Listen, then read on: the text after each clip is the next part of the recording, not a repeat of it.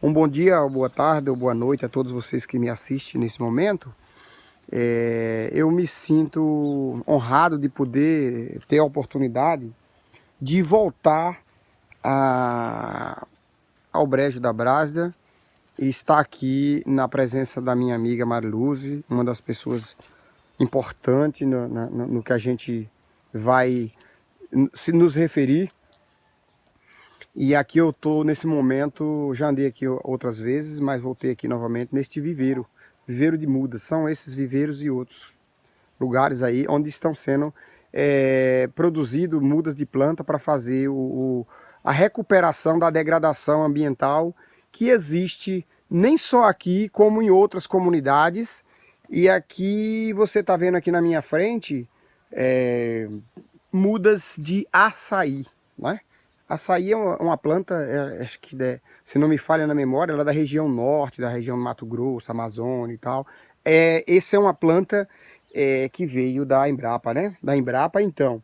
E aqui tem uma outras plantas. Então, como eu já apresentei essas para vocês, que é açaí. Dona Mariluze, um bom dia e um prazer estar aqui com a senhora. E gostaria que a senhora me apresentasse quais são as mudas, além dos açaís que já foram apresentados aqui. Que plantas são essas? Bom dia, Lucas. Essas mudas são as remanescentes do plantio que a gente está fazendo. Nós estamos concluindo o projeto de recuperação de nascentes do PBA 4 e agora que é da ENGE, e nós estamos agora fazendo o replantio na borda do canal que nós reabrimos e estamos recuperando do canal da nascente principal da comunidade. Então essas plantas são genipapo. O açaí nos foi enviado... Genipapo é esse? É. Genipapo. Genipapo. Aqui tem genipapo, tem jatobá, faveleira, tem araçá, tacatinga, ipê roxo, umburana. A gente tem uma variedade muito grande, na verdade, nós temos 57 espécies catalogadas só do entorno e nós temos mais de 80 de toda a região da Caatinga. Ali tem aroeira, angico. Essas estão maiores porque a gente precisa que elas cresçam mais um pouco para poder colocar no terreno que é muito árido, para elas terem uma margem de aproveitamento maior. Pau-ferro, gameleira e algumas palmeiras. Nós temos licuri, carnaúba, o próprio açaí. Agora nós recebemos sementes porque a gente precisa recuperar áreas de outros espaços, como do território de Irecê. A gente recebeu umas sementes de Buriti, da cidade de Gentil do Ouro, e nós vamos tentar reproduzir as mudas. Na verdade, quando a Embrapa nos enviou essas sementes de açaí, eles querem que a gente faça um experimento para ver até que ponto o açaí consegue sobreviver na Caatinga. Então a gente vai separar uma área e reproduzir para ver até onde vai. Eu estive, assim que eu cheguei, eu estive analisando que as construções aqui do centro de referência, laboratório de pesquisa, já está bem avançada. Inclusive estive lá, passei lá, e eu gostaria que a senhora me falasse realmente qual é futuramente, qual será a ação que vai ter nesse laboratório de pesquisa, como é que vai ser o funcionamento a partir do momento que as eólicas entregarem aí e deixarem o trabalho entregue na mão das associações da comunidade. Bom, a gente tem apenas uma associação, que é a Associação de Moradores de Brejo da Brasda, que no futuro a gente precisa e pretende consociar com as associações das comunidades vizinhas. O nosso projeto se chama TEIAS, Trabalho, Estratégias Interativas e Arranjos Sustentáveis. Constam desse TEIAS 4 módulos. O módulo 1 é o Centro de Estudos, Pesquisa, Tecnologia e Turismo, que aí vai constar os laboratórios de tecnologias para aproveitamento de biossustentáveis, o laboratório de arqueologia, porque no nosso entorno nós temos no município de Centro-Sé cerca de 3.000 sítios arqueológicos que precisam ser registrados, pesquisados, resguardados e também colocado as informações necessárias para o município para estudos e para poder proteger, porque a gente só protege aquilo que a gente conhece e aquilo que a gente ama. E temos o laboratório de biologia. Nós temos só no nosso entorno 97 espécies da flora que são desconhecidas pelos cientistas e elas precisam ser estudadas e catalogadas. E a gente sabe que se a gente depender de laboratórios de universidades, que dependem de extensão e outros recursos, e agora na situação em que está vai ficar muito difícil de manter a pesquisa, então a gente resolveu, já que teria que receber os recursos dos impactos socioambientais causados pela empresa eólica que está no nosso entorno, eles concordaram em fazer 2 módulos na primeira fase, que é o módulo 1, o TEIAS, que são os laboratórios, e o módulo 2, que é da organização produtiva. Muito bem. Na organização produtiva, nós vamos ter aproveitamento de carne, leite, mel e frutas, e com os equipamentos necessários. Aí, juntando a isso, a gente tem consórcios. A gente consorciou com o projeto Bahia Produtiva do Estado, onde a gente São parcerias. São parcerias e projetos, recursos que a gente adquire através de editais de projetos. Nesse recurso nós ganhamos um caminhão, uma picape, um resfriador de leite e os reprodutores, além das matrizes de palma necessárias e que são resistentes, que a gente precisa colocar na comunidade. Além disso, a gente tem outros projetos e outros parceiros. Dentro disso a gente tem o Univasf, que é a Universidade Federal do Vale de São Francisco. Temos a UNEB, que está entrando agora no processo. Até então ela não era parceira, mas agora já estamos formando o termo de cooperação técnica. Temos o IRPA, o Instituto Regional da Pequena Agropecuária, que são responsáveis pelas tecnologias de convênio com semiárido, desde a educação até a última linha de produção. Eles fazem todo um trabalho de ATE, que é acompanhamento técnico rural. Temos também a Prefeitura de Sensé, que não deixa de nos dar apoio, ela ultimamente tem nos apoiado. Temos ainda outras empresas que não são nem da região, mas que têm procurado, justamente pela questão da capacidade que a gente tem de formar mudas, de coletar sementes e de fazer o processo de recuperação de caatinga, que é um processo muito raro, muito Isso dificultoso. vocês fazem via associação? É tudo via associação.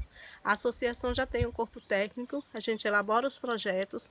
Eu tenho formação em gestão ambiental, sou pós-graduada em gestão ambiental e educação do campo com desenvolvimento territorial, que facilita muito, além de outros.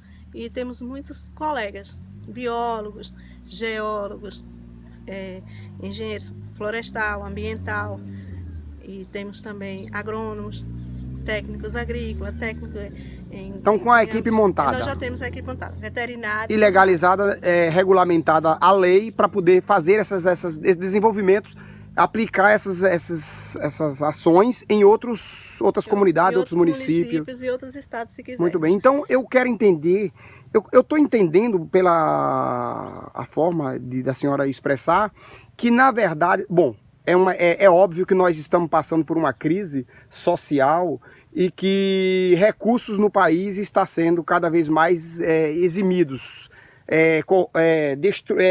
vamos dizer, são desviados para outras finalidades. Então, o que eu estou compreendendo que a senhora, apesar dessas dificuldades tem dinheiro. O que está faltando, a senhora me diz aí que são projetos que fundamentam as instituições, realmente os institutos, as secretarias ainda têm dinheiro. O que está faltando é projetos. E a senhora é de umas projetistas. Uhum. O que acontece é o seguinte, todas as empresas, principalmente as grandes empresas, elas têm um contrato que é da lei de diminuir os seus impostos, recursos que vão na área de cultura, de esporte, meio ambiente e social. O que a gente precisa fazer? A gente precisa elencar as nossas necessidades, colocar dentro da lei quais são os consórcios que a gente pode fazer, verificar quais são as empresas e fundações que estão oferecendo esses editais, tentar responder o questionário deles dentro da lógica que eles querem, mas sem deixar de mostrar a nossa realidade, ainda com respaldo tecnológico, respaldo científico, respaldo correto. Que serão dentro dos projetos. Dentro daquilo teóricos. que é pactuado nos projetos. Uhum. E daí você monta o projeto. No caso da comunidade de Brejo, nós temos uma comunidade ativa que faz muito trabalho coletivo, trabalho de mutirão. Todos os projetos são amplamente Parcerias, divulgados, né? entre eles. A gente faz prestação de contas, tudo bonitinho, direitinho, como a lei manda. E as pessoas têm conhecimento de todos os recursos que entram.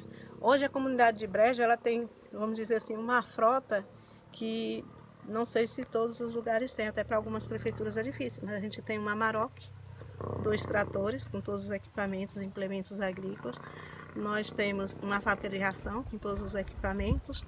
Nós temos agora, estamos recebendo um caminhão F4000 e uma picape, que é para fazer o trabalho menor de venda dos produtos. Os laboratórios de tecnologia e estudo já estão sendo construídos, né? Daqui para final de setembro, mais tardar, eles estão prontos. O de organização produtiva, que vai na área de artesanato, costura, aproveitamento de frutas, de carne, de leite, de mel, também está.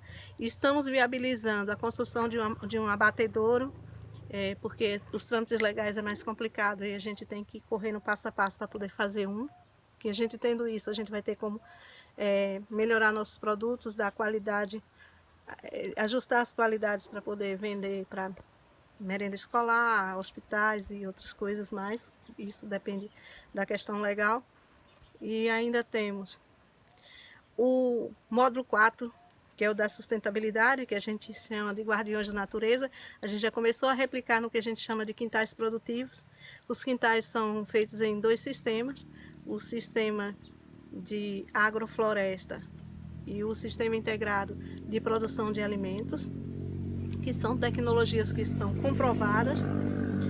E nesse módulo vai constar o que a gente chama o criatório de peixes. A nossa intenção é criar alevinos dos peixes nativos, principalmente do Rio São Francisco, que estão se perdendo. É usado o projeto. Para a gente realmente poder reproduzir e repovoar os rios. O Rio Veredo Jacaré, que está no nosso entorno, o Rio Verde e o Rio São Francisco. Na verdade, o que... E além das nascentes e a senhora riachos. está me falando aqui de um desenvolvimento socioambiental, socioeconômico e ambiental, porque E sustentável. Justamente porque no entendimento que a senhora está me repassando aí, que não, o desenvolvimento econômico em si, ele na nossa situação não nos satisfaz, porque assim precisa se ter em mente primeiramente o homem e a natureza, desenvolvimento socioeconômico e ambiental, porque são os recursos naturais que vai alavancar o desenvolvimento econômico. E nós precisamos também, nesse caso que a senhora me diz, ter essa visão, não pode perder de foco essa visão, com foco na desenvolvimento sustentável e preservação ambiental. Exato. Nós estamos no entorno do Parque Nacional Boqueirão da Onça. Existe uma série de celeumas em torno da criação desse parque, porque assim, nossa população está acostumada a um tipo de criatório que não é muito bom, porque ele é nocivo à natureza, né? Mas são comunidades tradicionais que precisavam ter sido ouvidas ou pelo menos orientadas para viver de uma outra forma e não foi. Mas isso não quer dizer que a gente vai deixar de lutar pela preservação ambiental e vai... na verdade, esses projetos são laboratórios para o experimento de uma nova forma de viver, onde a gente vai usar o menor espaço de terra possível para produzir dentro do sistema de agrofloresta o máximo que nós pudermos. Aí, como eu estava dizendo, além dos tanques, a gente vai fazer o que nós chamamos de condomínio das abelhas e da fauna polinizadora, porque nós sabemos que a terra tem perdido muitos polinizadores por conta do agrotóxico. Então, eu gostaria de fazer, se me permita, fazer uma intervenção, porque eu venho de uma região, do município de São Gabriel, Jussara, aquele meio lá, e você conhece realmente qual é a verdadeira situação. Eu tenho sempre feito as minhas observações, as minhas pesquisas com relação a esse sintoma, essas situações pela qual você me falou, a degradação ambiental, o uso indiscriminado de agrotóxico. Nós temos uma região que o lençol freático ele é uma baixa quantidade de recursos hídricos, E assim, a gente tem percebido que há uma exploração além do permitido com relação às leis ambientais, porque, e aí nós está vendo lá naquela região um esgotamento dos recursos naturais. Inclusive aquela região de Gabriel, João Dourado, Morro de Chapéu não, João Dourado, Lapão, enfim, Gabriel mesmo. Então nós temos aí uma exploração exagerada e por conta disso nós estamos entrando numa situação difícil. Inclusive no município de São Gabriel a gente tem uma grande quantidade, nem só São Gabriel, uma grande quantidade de poços furados clandestinamente. O que a senhora tem a dizer com relação a isso? E eu pergunto se vocês têm algum projeto que possa ser, a partir daqui, ser desencadeado em outro município, por exemplo, São Gabriel, ou Jussara. É o seguinte, enquanto a humanidade achar